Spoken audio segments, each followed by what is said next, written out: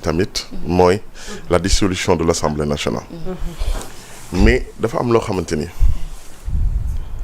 xam nga Thior la fois passée yaa ngi ko doon expliquer y a un vide juridique sur le fait parce que loolu nag man dama jàpp ne beaucoup d'experts je me prétends pas être un expert en droit mais mine de rien j'ai fait 5 ans en droit loolu ñu bëri dañ ciy juum parce qu'il y a eu un vide juridique Thior soo seetloo sur la dafa am loo xamante ni ci constitution bi am loo xamante ni dafa nekk ci la loi sur le parrainage xam nga parrainage bi dafa am un délai muy délai boo xam ne ci lañ koy def le délai sur la demande de parrainage la procédure de parrainage dafa dépasser délai bi nga xamante ni en cas de dissolution de l'Assemblée nationale délai bi ñu war a élection parce que en cas de dissolution l'élection législative les élections législatives on ne parle pas une élection législative c'est les élections législatives les élections législatives doivent être organisées dans un délai de 60 à 90 jours mais la loi sur le parrainage délai bi dafa dépasser loolu dafa dépasser soo jëlee procédure bi yëpp dépassé nag normalement ça doit faire presque 5 mois mais xam nga nit ñi fa la ñuy juumee la constitution c'est loolu la ñuy wax en droit la hiérarchie des normes juridiques gis nga constitution dans la hiérarchie nationale parce que dans la hiérarchie internationale la constitution et les traités ont une valeur supérieure à la constitution ñoo raw constitution bi mais ci réew mi ci biir réew mi ci loi yeeg règlement yi amul lu ci jiitu constitution te constitution bi su doon dafa am constitution bi li mu wax parce que dafa am vide on applique la constitution te li ma la wax ni on va aller là-bas si le président de la République demande l'avis du Conseil constitutionnel parce que Conseil constitutionnel dafa am ñaari fonction de contrôle de la constitutionnalité des lois ñaar benn bi mooy un contrôle a priori benn bi mooy un contrôle a posteriori un contrôle a priori mooy lan mën na contrôler loi avant ñu koy divulguer un contrôle a posteriori mooy maanaam décision am na benn loi boo xam ne dem na ba nekk en vigueur nit ñëw attaqué ko ne loi bi la loi est inconstitutionnelle devant le conseil constitutionnel déclaré loi bi inconstitutionnelle ñu dindi ko wala ñu defaraat ko léegi nag fii avis la laaj avis soo leen seetlee avis bi mooy bi Macky Sall waxee doon laajoon le conseil constitutionnel est-ce que moom mën na wàññi mandat bi le conseil constitutionnel décision conseil constitutionnel boobu noonu avis bi mu ko joxoon loolu noonu moo tax Macky Sall était dans des difficultés pour mën a demander un 3e mandat parce que motivation bi moo am solo c'était une motivation très très intéressante une motivation bien écrite par le conseil constitutionnel mooy lan mu ne ko du ñu la mën a jox possibilité nga wàññi sa mandat ndax bés boo wàññee sa mandat nit dina ñëw yokk mandat am et on était dans la possibilité Macky Sall pour Macky Sall de faire un prolongement de son mandat mu ne loolu conseil constitutionnel daf ko ne mënul nekk parce que mënoo wàññi parce que wàññi suñu autorisé nga wàññi dinañ autoriser nit mu yokk léegi imaginez su amee benn disproportion entre la loi sur le parrainage wax ak li nga xamante ni constitution bi moom la ñuy wax on applique la décision comme on applique ce que dit la constitution parce que vide bi mooy constitution ba muy wax parrainage waxul woon kii ba ñuy wax parrainage nu mu tuddati constitution bi muy wax ne 6 à 3 mois 60 jours à 90 jours jëlul en charge jëlul en considération en cas de dissolution de l'Assemblée nationale il y a un vide juridique quand il y a un vide juridique la constitution est appliquée telle qu'elle a été écrite maanaam parrainage sur ce je demeure convaincu que ne décision bi parce que sinon on va changer la constitution parce que mënu ko organiser constitution c'est écrit noir sur blanc que ne délai wu élection législative bi mënul génn 60 à 90 jours est-ce que yaa ngi comprendre bu baax li ma la kon mënul parrainage il faut au moins 90 jours il faut au moins su ko rombul sax 150 ah ma ne jusqu'à 150 mètres. 150 jours. gis nga disproportion bi mu am. léegi nag xam nga démb l'expert Ndiaga Sylla bind na ci benn. c'est juste un petit tweet. duggul dans les détails. mais xam nga ne il peut pas y avoir de parrainage dans ce cas de figure parce que y a un vide juridique. te constitution le conseil constitutionnel bu bindee leneen rek. bu dindee décision bi nga xam ne non ce qui a été écrit sur la constitution rek. day contredire boppam du ko def. donc comme y a un vide bi la ñuy teg na le ñu def li nga xam ne constitution moom la wax. man su ma doon si j'avais un conseil à donner à l'opposition. c'est de leur dire de se préparer. parce que benn fan yaakaaruma Diomaye may leen ko. gis nga le 13 boobu laa la wax. yaakaaruma ko rek ah. yaakaar parce que un avis. mais est-ce que tamit après duñu dem ci li ñu daloon ci présidentielle yi mooy ñu dem ba gis ay gàkk-gàkk ci suñu constitution bi parce que ci présidentielle yi ni weesu bi Macky Sall poussé élection yi dund nañ situation boo xamante ni ku ci nekk da ngay analyse jëm fenn mais on n'arrivait pas à trouver une solution. mais nañu wax dëgg nag. la constitution. gis nga doomu aadama parfois moo jubati. mais coow li bëriwul woon de. c'était les gars de Benno Bokk Yaakaar. ñoo bëggoon indi coow foo xam ne coow am fa. xaju fa mënu fa woon am. interprétation yi bokkul interprétation. gis nga quand nu mu tuddati les gars de PDS. demandé ñu demandé à ce que ne ñoom bu ñu defee recours. j'avais dit ma ne leen mais attention gis nga recours PDS boobu bu jàlloon. toute la jurisprudence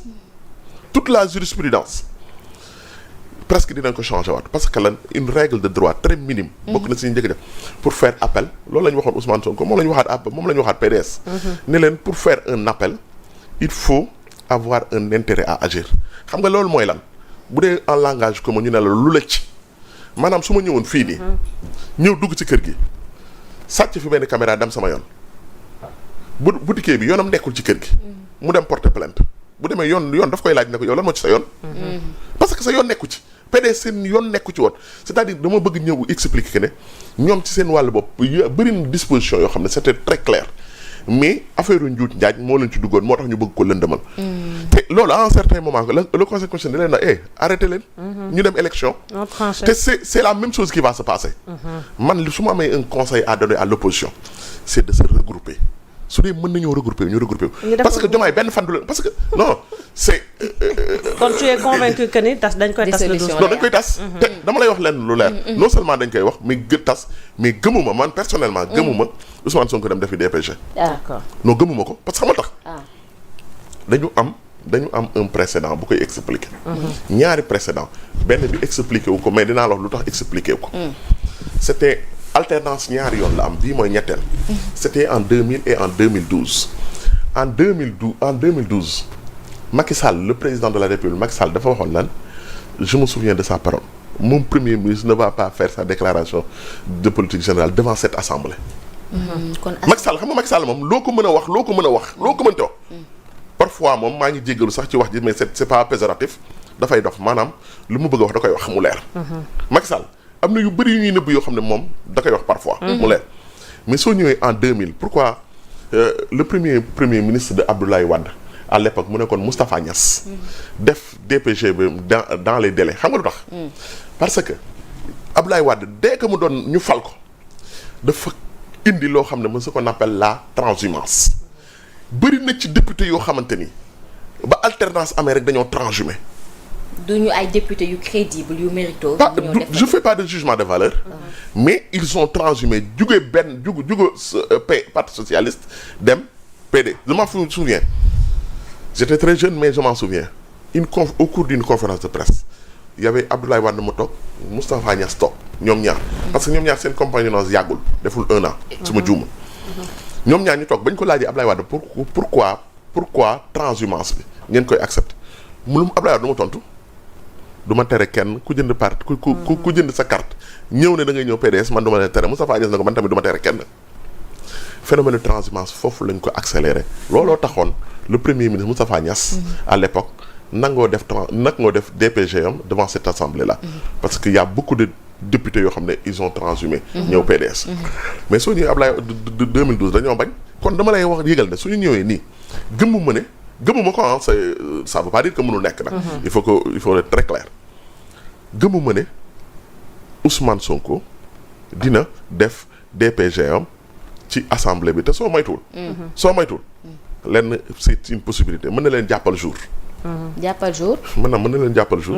pour def déclaration maanaam déclaration de politique générale ñu ne dañ koy def imagine ñu ne dañ koy def le 20 septembre. te dina fekk bu fekkee dañuy dissoudre. le 20 le 13 de dissoudre. loolu yëpp mën na leen jàppal jour parce que warul nekk ci disposition ko non c'est une possibilité de dama ne la. jom xam nga leen la xam nga Abdou Mbow kan lay bind lettre.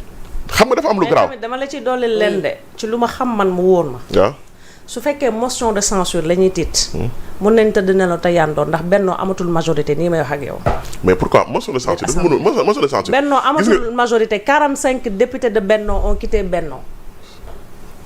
moo wax la leen lu gën a garaaw moo wax la leen lu gën a garaaw laa la wax. gis nga motion de censure nit ñi dañ koy brander mais motion de censure. motion de censure diggante Ousmane Sonko ak Diomaye. mooy yàq sa li ñuy wax naan yàq nga sa encre. mooy yàq sa encre ak yàq sa demande. ba boo déposer ces motions de censure contre le gouvernement de Ousmane Sonko à la minute qui suit. Diomaye daa va ko reconduire. Ousmane Sonko xam nga dafa mën defante. il va reconduire comment dire les mêmes députés. les mêmes ministres. bu boobaa nag yaay perte. loolooy doole yi. motion de censure moom jamono ji mënatu ko amul. oui amatuñu majorité moom. Oustaz ànd nga ceeb ñu tas assemblée ba mu déet coow li bari na te. am naa coor dina ma nangul tey li ma laan yàlla na démocratie dee. ñu ngi doo comprendre. wala boog ñu ngi bëgg a comprendre. voilà yàlla na démocratie dee parce que lii laa doon wax ne. loi yi nekk fii. ay nit di ko fooye ba ñu dugg ci guuta bii. coor wala nekk fi di expliquer pour nit ñi comprendre. kii nekk fi di expliquer nabu. mais mooy yàlla de parce que lan moo waral lii waruñu foon àgg dama naan li ma wax toujours war na mën a waxtaane dara 10 minutes wax ko 2 heures de temps mais lan moo waral lii parce que ñun tamit dañuy gis waa ji jalgati ba pare ñu jéem a xool jalgati bi bon c'était très normal moo na amoon na droit def lii mais loolu moo ñuy sonal tamit ñoom ci seen bopp amul benn cas boo xam ne mën na leen def mën nañu nekk ñu avantagé wu. ci cas yi ñu cité. bien sûr parce que léeg-léeg ñu la waa ji mën na gouverner par ordonnance. mën na dissoudre assemblée nationale. mën na boo dooree motion de censure boobu mu ñëw. gome mais loolu c'est-à-dire yow mi nga xam ne amoo doole te nga xajal ñu rek ñun ñu dem. te retard bii ñuy am daal. man dama xamul lan moo leen ci neex. dafa compliqué daal. maanaam lu tax mu neex leen quoi. lu tax mu neex leen. mais xam nga doguma la damay kii de benn est-ce que xam nga ne les textes sont bien écrits gis nga pourquoi ñu may président de la République muy dissoudre Assemblée nationale. xam nga dama lay jox l'exemple la jurisprudence française Macron qu'est-ce qu'il a dit comment dirais-je bi muy dissoudre Assemblée nationale. xam nga lu mu wax. une nouvelle majorité s'est établie. parce que majorité dañu bëgg kii jiite. bu demee ba nga xamante ni. parce que li nga wax moo am loolu laay dëggal instant bi mais Diomaye dafa am une majorité élection présidentielle moo ko jox une légitimité boo xamante ni une légitimité boo xam ne mais élection présidentielle yi moo ko jox moo tax ñu ne ko organiser mën am nga possibilité dissoudre assemblée nationale pour légitimité boobu noonu reflété wu ab ci assemblée nationale parce que président pour mu gouverner sans une majorité à l'Assemblée nationale dafay métti mais bu amee une légitimité légitimité boobu constitution moo ko jox waaw su ko defee foofu tamit man damay wax ne su ma sañoon du am